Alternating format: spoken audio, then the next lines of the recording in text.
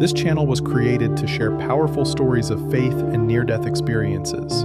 Our goal is to encourage your faith, strengthen your hope, and remind you that God is real and that life after death is not the end, it's a beginning. So whether you're at home, driving to work, or just taking a quiet moment, grab a cup of coffee, maybe a piece of cheesecake or a cup of tea.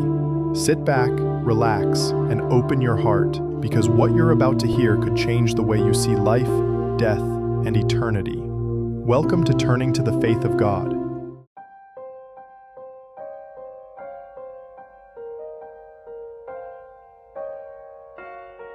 The first story in our Turning to the Faith of God series is about Yara, a 29-year-old woman from Homs, Syria.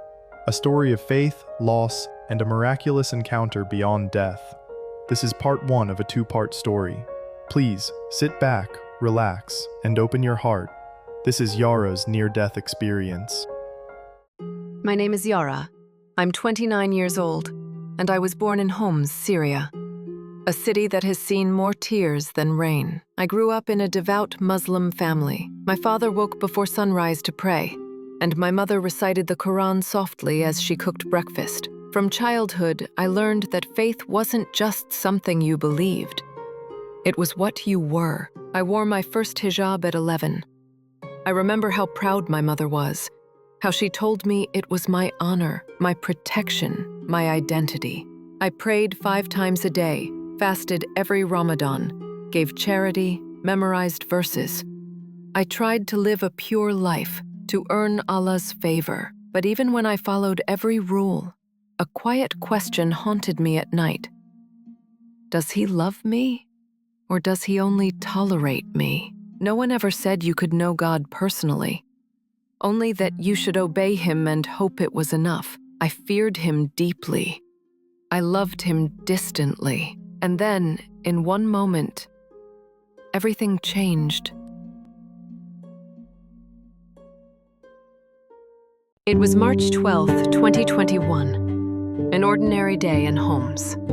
The air smelled like dust and bread. Street vendors shouted, children laughed. The call to prayer echoed faintly from a nearby mosque. I had just finished work and was heading home with groceries when I heard it. A metallic screech, a shout, and then a blast. The sound was deafening. Something hit me. The pressure of an explosion or a crashing car, I couldn't tell. I was thrown backward into a wall. My body folded, my head struck concrete, and the world erupted into ringing. My ears screamed with static. I gasped. There was blood on my hands, warm and thick. My chest burned. The air wouldn't come. My vision blurred. I could faintly hear people shouting, "Help her!" But the sound was distant, like voices underwater. My body felt heavier by the second, my heart slowing, my thoughts dissolving. And then, silence. Everything stopped. The noise of the street vanished. The pain vanished. Time itself vanished. I remember looking down and realizing I was looking at myself. I saw my own body lying on the pavement, covered in dust and blood. My scarf had slipped off, my eyes half open. Paramedics were running toward me, shouting orders. Someone was pressing on my chest, another attaching wires, another crying out, "She's not breathing!" But I wasn't there. I was above it, floating, light as air, utterly calm. No fear, no pain, just peace. For a moment I thought, that can't be me, but I knew it was. I watched them work frantically, the oxygen mask, the defibrillator pads, the sirens in the distance. And still I felt no panic, no confusion, only an expanding sense of freedom, as though everything heavy had fallen away. Then the light came. It began as a soft glow at the edge of darkness, small at first, like a single star, and then it grew, brighter, warmer, alive.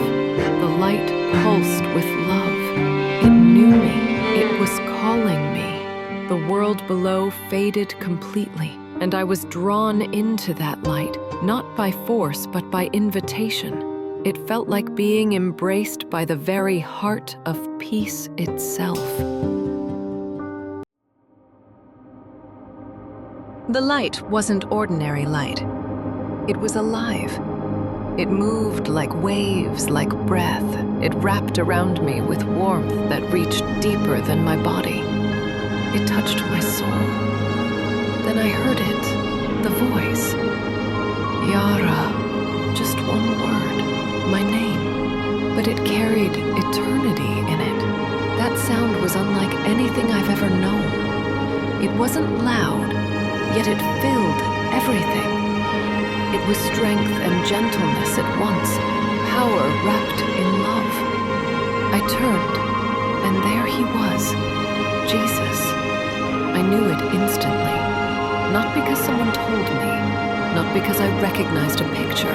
My soul knew. The same Isa I had read about in the Quran, but not as a prophet, as something infinitely more. He stood in the center of that light, and the light came from him. His eyes met mine, and I fell apart inside. He saw everything, my fear, my striving, my hidden doubts, and yet I felt no shame, only love. I fell to my knees and said, "I'm not worthy to be here." He smiled, that kind of smile that fills you instead of merely comforting you. "You were never worthy," he said, "but I made you worthy." I began to weep. Though I had no body, I still wept. "Why me?" I asked. "I prayed to Allah. I tried to live righteously. I never believed in you. Why show yourself to me?" He stepped closer. Every movement he made felt like music. "Because I have always loved you, Yara," he said. "When you whispered prayers in the dark, I was listening. When you wept in silence, I was there. When you doubted, I was calling. Even when you prayed to the God you did not fully know, you were reaching for me." Then he opened his hands toward me, and I saw them. The scars. They weren't symbols, they were real. Deep marks where nails had once torn through flesh and bone. And yet, they radiated light. "I did this for you," he said. "Before you took your first breath, before you put on your first hijab, before you prayed your first prayer, I chose the cross. I chose death so that you could have life." I tried to speak, to protest, but his words pierced through every argument. He continued, "You were taught that I was only a prophet. But a prophet's death cannot save. If I were only human, death would have held me. But I am the Son of God. I am life itself, and death could not keep me." Then I saw it. The moment of his crucifixion, not gruesome, but divine. The weight of the world pressing upon him. I realized my sins were there too. Every act of pride, jealousy, and judgment. He had carried it all. Tears streamed from my soul. "I'm so ashamed," I whispered. "I thought I was righteous." "I know," he said gently. "That's why I came. Not because you were righteous, but because you weren't. Not because you earned salvation, but because you couldn't.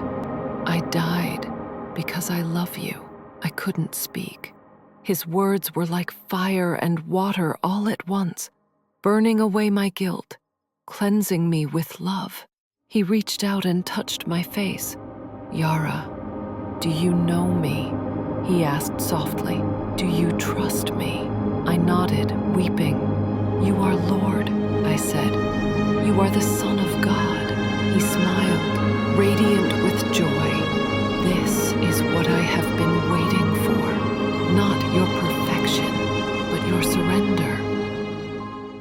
Thank you for watching Turning to the Faith of God. If this story touched your heart, please take a moment to subscribe, like, and leave a comment. It truly means a lot to me, especially as this is a brand new channel built to share faith, hope, and powerful near-death experiences that point to Jesus Christ. If you've had your own near-death experience or a powerful encounter with God, I'd love to hear from you. You can share your story or contact us through the email listed in the description below. Your support helps this channel reach more people searching for truth and hope. Thank you for watching, and may God bless you abundantly.